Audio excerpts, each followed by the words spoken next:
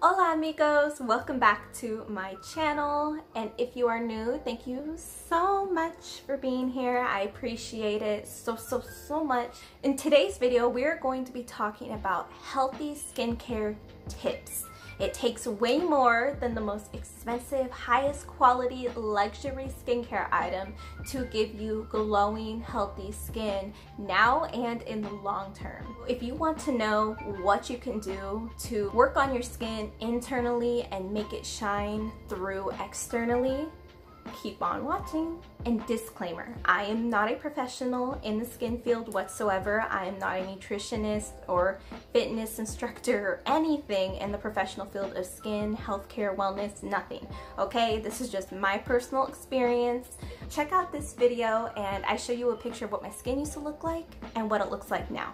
Okay, moving on. Like everyone says, and it sounds very cliche, drink tons of water, but that is actually not the tip that I'm giving you today. My tip number one for you is drinking plenty of tea.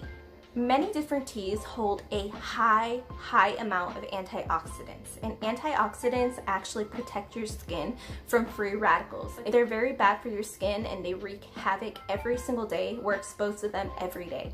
So drinking antioxidants and eating antioxidants is very important to helping protect the layer of your skin, just overall too, not just on your face. So my favorite tea, and one that is exceptionally known to be high in antioxidants, is green tea. Green tea is actually a century-old drink in Japan, believe it or not. I'm sure many of you know that. And it's actually part of the famous Okinawa diet. So if you've never heard of the Okinawa diet, it's basically considered a blue zone in the world where many members of their society live to be 100+ years old. But not just that, at 100 years old, they are still contributing members of society. They're active, they're having fun, they're literally, it's not like they're 100 years old at all. And one of the staple parts of their diet are multiple cups of green tea every single day. Green tea, everybody, green tea. Tip number two that I have for you is sticking to fish protein or no animal protein at all. I know you guys do not like to hear that. Nobody likes to hear that they don't get to eat their favorite Chick-fil-A sandwich. I get it. I've been there. I've gone through the separation anxiety, but you know what? Now that I've gotten through the separation anxiety, my skin is way better than it has ever been. Everybody's body does react differently to different things. Maybe all the tips I'm giving you are not going to be the perfect formula to getting great skin. But for me personally, when I went to being pescatarian a few months ago, and I have not eaten anything that is not just fish protein in those like 3 or 4 months that I've been pescatarian, and my skin has shown the most massive difference. Like, it has been night and day, literally. I'm less oily, I have less breakouts, less irritation. Animal proteins are making you break out. It can be heavily linked to something called leucine. So that's basically an amino acid that is found in chicken and red meat, and it's an amino acid that is linked to breakout. If you are eating fish, it's extremely high in omega-3 fatty acids, which is amazing for your cell membrane. And fun fact, fish is another daily heavy part of the Okinawa diet. Tip number 3 that I have for you is to meditate, or if you don't like the sound of meditation, find an activity that relieves your stress on a daily basis that you do every single day. And again, it may sound cliche, but stress is actually a huge scientifically proven factor to contribute to breakouts and skin aggravation and rashes and everything. And the reason for that is a very famous stress hormone named cortisol.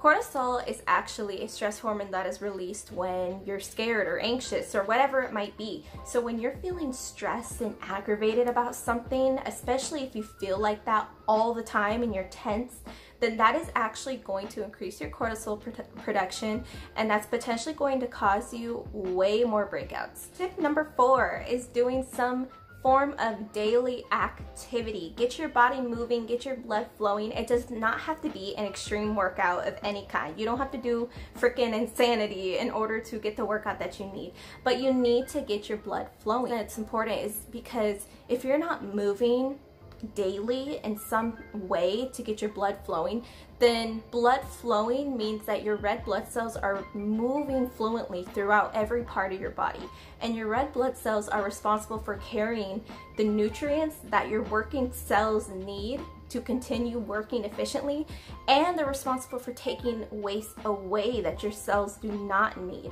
and getting them out of your body. So if you are not moving, then your red blood cells are not able to flow properly and do all of that activity to all the cells in your body. Tip number 5 that I have for you is lowering the amount of foods that you eat that are very high in processed sugar.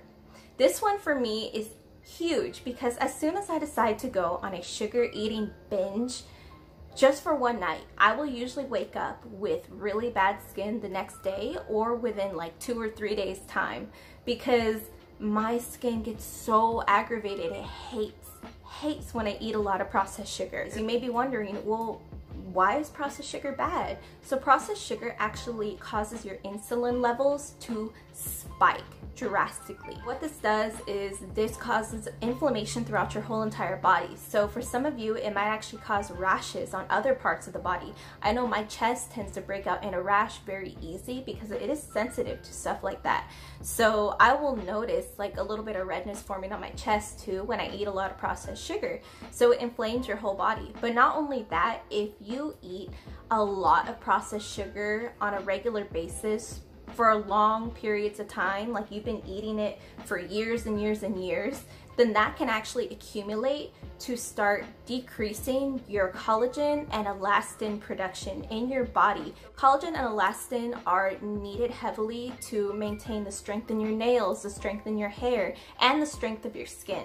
They're actually what cause it to be supple and stretchy, and that's what we start to lose and why we start to get wrinkles as time goes on. So if you're eating a lot of processed sugar on a regular basis, that's actually contributing to decreasing the production of those 2 essential things in our bodies. Even though the sugar tastes good now, it's not gonna look good in the long run. That perfectly ties me into tip number 6, which is taking some form of a collagen supplement. So, like I mentioned in the last tip, our body naturally produces its own collagen, but it's around our mid-20s when, after we pass that age range, our collagen production in our body starts to decline every single year. So at that point in time, your body's no longer getting the collagen it needs to uphold good skin, basically, and healthy hair and nails. So what we need to do is help our body out with a collagen supplement. Collagen actually comes from animals themselves, and real collagen has to come from animals.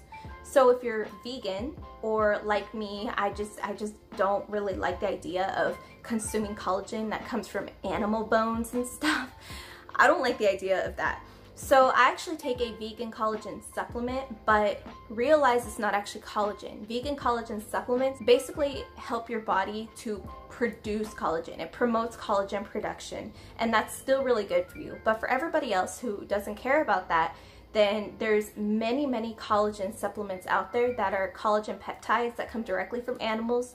They work really well. Highly recommend it. Give your body the boost it needs to be healthy. Tip number 7 is a painful one. I know it's painful to hear, but you have to limit your daily consumption of caffeine. I know it hurts to hear. I know you hate it. I hate it too. I love coffee, and I used to drink coffee every single day, but I really wanted to cut back for the health of my skin in the long term. Personally, I value that. If you don't value that, then I mean, that's fine, but why are you watching this video, you know? So I'm assuming you value that, and you need to cut back on caffeine consumption. But I weaned myself off of it, and you can too. I have not had coffee in,